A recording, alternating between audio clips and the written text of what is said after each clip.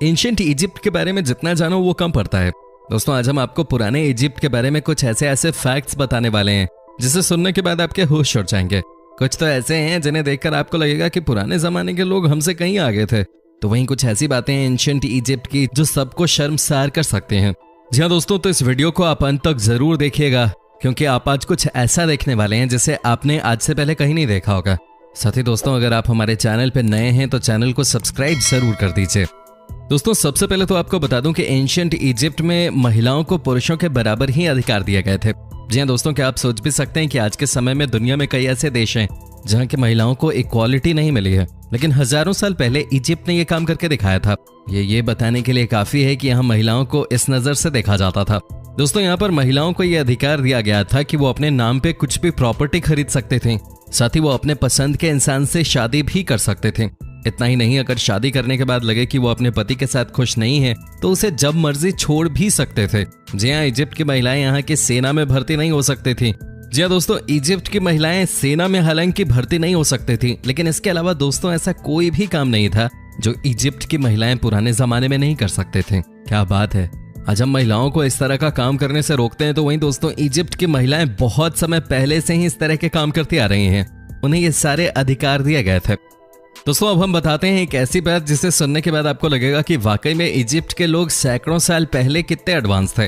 दोस्तों ये जो बॉलीवुड के स्टार्स आपको क्लीन शेप में दिखाई देते हैं, छाती के बाल भी साफ करा लेते हैं अनिल कपूर को छोड़ के, ये सब काम इजिप्ट के लोग तो पहले से ही करते आ रहे हैं। जी हाँ दोस्तों, आपने सही सुना, एंशिएंट इजिप्ट के लोगों को कभी भी शरीर में बाल पसंद नहीं आए। जी हाँ, यहाँ के लोग बालों को साफ करते रहा करते थे। आपको यकीन नहीं होगा लेकिन यहाँ की महिलाएं और पुरुष दोनों ही अपने आईब्रोज को छोड़कर हर जगह के बालों को हटा देते थे। दोस्तों कहा जाता है कि ये इसलिए किया जाता था क्योंकि वहाँ के लोगों में साफ सफाई को लेकर बहुत जागरूकता थे। लेकिन इतना ही नहीं, यहाँ के लोग ये भी मानते थे कि अनवांटेड बालों का होना मतलब ये कि आप इंसानियत के नाम पे कलंक हो। ये सोच थी उस जमाने में यहाँ के लोगों की। दोस्तों इतना ही नहीं, कहा तो ये भी जाता है कि महिलाएं और पुरुष दोनों ही सिर के बाल भी मुड़वा लेते थे, लेकिन फिर तेज धूप की वजह से उनको नकली बालों का इस्तेमाल करना पड़ता था। भाई सोचिए, अगर अनिल कपूर वहां पे पैदा हुए होते क्या हुआ होता उनके साथ। दोस्तों कमाल की बात यह है कि महिलाएं भी उस जमाने में उन्हीं पुरुषों के साथ संबंध बनाती थी जिनके बाल नहीं हुआ करते थे। दोस्तों अब बात करते हैं इजिप्ट के लोगों में रोमांस की। जी हाँ दोस्तों, यहाँ के लोग बहुत ही रोमांटिक हुआ करते थे। आपस में संबंध बनाना यहाँ की परंपरा रही है। ओपन माहौल हुआ करता था यहाँ पर, जिसे जो पसंद है वो उसके साथ संबंध बना सकता था।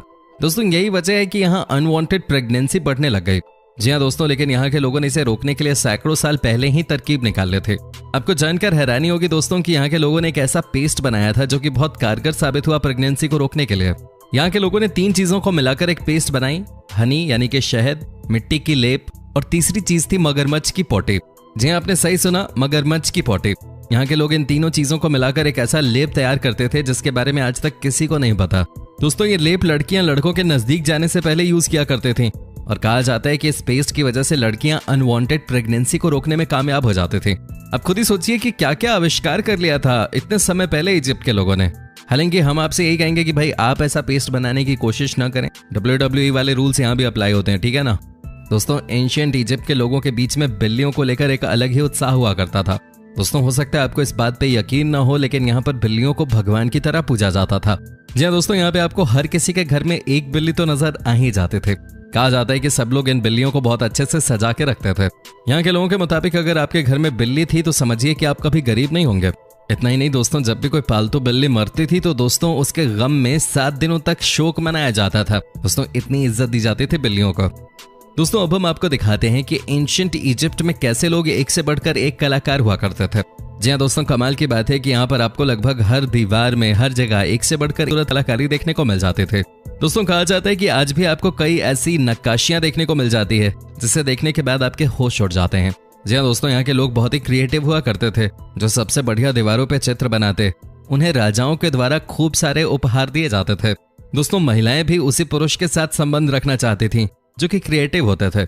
आपको बता दूं कि कुछ ऐसी भी कलाकारियां बनाई गई हैं जो कि आज भी हमारे बीच में हैं और स्पेशली इनको देखने के लिए लोग आज भी इजिप्ट का दौरा करते हैं। यहाँ के एक एक दीवार की सुंदरता इतनी कमाल की होती थी कि आप यकीन नहीं कर पाते। इन्हें देखकर लगता है कि आज के जमाने में भी हम इनसे बहुत पीछे हैं। दोस्तों आज से 4 से 5,000 वर्ष पूर्व दुनिया के हर कोने में लगभग एक ही काल में पिरामिड बनाए गए। ये वही काल था जब मिस्र में पिरामिड बने थे। ये वो काल था जब Egypt, Sumeria, Babylonia, Mesopotamia, Assyria, Mehrgarh, सैंधव और पारस्य आदि प्राचीन सभ्यताएं अपने विकास के चरम पर थे। दोस्तों हिंदू धर्म के अनुसार स्वास्तिक है पिरामिड का प्रतीक। जी हाँ दोस्तों, इसके अनुसार हिंदू धर्म में स्वास्तिक को शक्ति, सौभाग्य, समृद्धि और मंगल का प्रतीक माना जाता है। घर के वास्तु को ठीक करने के लिए स्वास्तिक का प्रयोग किया जाता है। स्वास्तिक के चिन्ह को भाग्यवर्धक वस्तुओं में गिना जाता है। स्वास्तिक के प्रयोग से घर की नकारात्मक ऊर्जा बाहर चली जाती है। आज भी आप देखते होंगे कि कई ऊंची ऊंची बिल्डिंग्स के ऊपर पिरामिड शेप की चीज को तैयार किया जाता है। इसका साफ साफ मतलब होता है पॉजिटिव पावर को अट्रैक्ट करने की कोशिश करना। पिरामिड पर शोध करने वाले वैज्ञानिकों का कहना है कि सभी पिरामिड उत्तर दक्षिण एक्सिस पे बने हैं, अर्थात उन सभी को उत्तरी और दक्षिणी गोलार्ध के प्रभाव को जानकर बनाया गया है। इसका भूचुंबकत्व एवं ब्रह्मांडीय तरंगों से विशिष्ट संबंध है। उत्तर दक्षिण गोलार्धों को मिलाने वाली रेखा पृथ्वी की चुंबक रेखा है। चुंबकीय शक्तियां विद्युत तरंगों से सीधी जुड़ी हुई हैं, जो ये दर्शाती हैं कि ब्रह्मांड में बिखरी मैग्नेटोस्फीयर में विद्यमान चुंबकीय किरणों को संचित करने की अभूतपूर्व क्षमता है इन पिरामिडों में।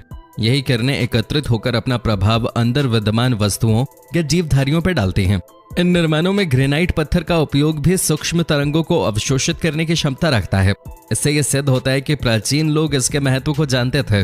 मतलब ये कि पिरामिड में रखी वस्तु या जीव की गुणवत्ता और उम्र में इससे कोई फर्क पड़ता होगा। विशेषज्ञों के अनुसार पिरामिड की आकृति उत्तर दक्षिण अक्ष पे रहने की वजह से ये ब्रह्मांड में व्याप्त ज्ञात व अज्ञात शक्तियों को स्वयं में समाहित कर अपने अंदर एक ऊर्जा युक्त वातावरण तैयार करने में सक्षम है, जो जीवित या मृत, जड़ व चेतन सभी तरह की चीजों को प्रभावित करता है।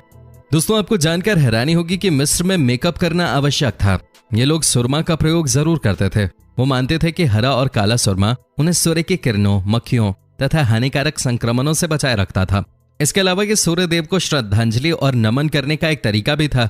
दोस्तों इतना ही नहीं, इन लोगों के लिए दांतों को साफ रखना इतना महत्वपूर्ण था कि वो मम्मियों को टूथपिक के साथ दफनाते थे। माना जाता है कि प्राचीन मिस्र के निवासियों ने ही एक तरह के टूथपेस्ट की शुरुआत की थी। इसे बनाने में वे बैल के खुरों का पाउडर, जले हुए अंडे की छाल तथा राख के मिश्रण का प्रयोग करते थे।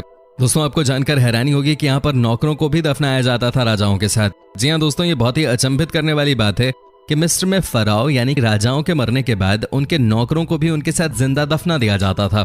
पहले लोग नौकरों के सिर पर वार करके उन्हें बेहोश कर देते थे और फिर दफना देते थे। दोस्तों माना जाता है कि सन 400 से 800 के बीच मिस्र के ज्यादातर लोग ईसाई धर्म के अनुयायी थे, लेकिन 10वीं सदी के मध्य में मुसलमानों के हमले के बाद बड़ी संख्या में लोगों का धर्म परिवर्तन हुआ और उन्होंने इस्लाम कबूल कर लिया। बाद में उनकी कॉप्टिक भाषा की जगह भी अरबी भाषा ने ले ली। दोस्तों पूरी दुनिया के विपरीत मिस्र की महिलाएं जमीन खरीद सकती थीं, जज बन सकती थीं और अपनी खुद की वसीयत लिख सकते थे। अगर वो बाहर काम करती थीं तो उन्हें समान वेतन दिया जाता था। वो तलाक भी दे सकती थीं और फिर से शादी भी कर सकती थीं। वो शादी से पहले कॉन्ट्रैक्ट पे साइन भी करवा सकती थीं, जिसमें वो शादी में लाई गई वस्तुओं के बारे में अपने विचार रख सकते थे। दोस्तों वैसे तो प्राचीन मिस्र के चित्रों में आपने देखा ही होगा कि यहाँ के फराओ पतले और तंदुरुस्त होते थे, लेकिन मम्मियों के परीक्षण के बाद ये बात सामने आई कि फराओ की कमर चौड़ी होती थी। उनके खुराक में शराब, शहद, बियर तथा ब्रेड और अधिक चीनी वाले पदार्थ थे। उनमें से कई मधुमेह के शिकार भी थे। दोस्तों 200 सालों के बाद भी मिस्र वासियों और हित्तित्स के बीच की लड़ाई का कोई नतीजा नहीं निकला।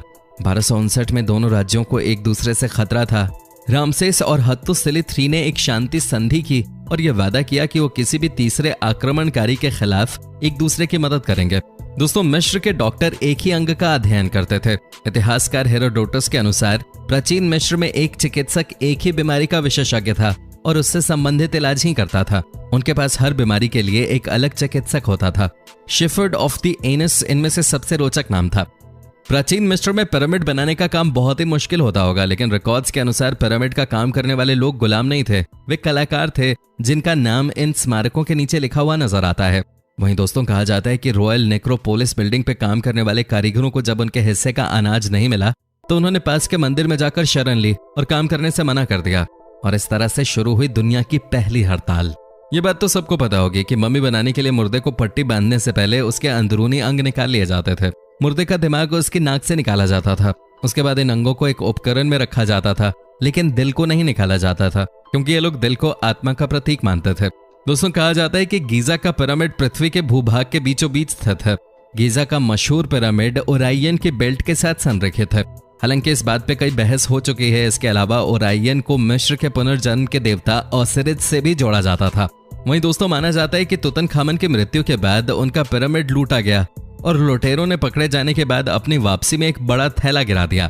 थैले में पाए गए बड़े त्रिकोण नियॉन की तरह चमकते थे, जो कि खजाने की तरफ का रास्ता दिखाते थे। दोस्तों, उम्मीद करता हूं कि आपको हमारा ये एपिसोड पसंद आया होगा। साथ ही दोस्तों, अगर आपको इस वीडियो पे कोई राय देनी है तो आप हमें कमेंट करके अपनी बात बता सकते हैं। हमें आपके कमेंट्स का इंतजार रहता है। और दोस्तों, अगर आप हमारे चैनल पे नए हैं तो प्लीज चैनल को सब्सक्राइब जरूर कर दीजिएगा, क्योंकि हम आपके लिए रोज ही इस तरह के वीडियोस बनाते रहते हैं। अपना ख्याल रखिए। Take care. Bye bye.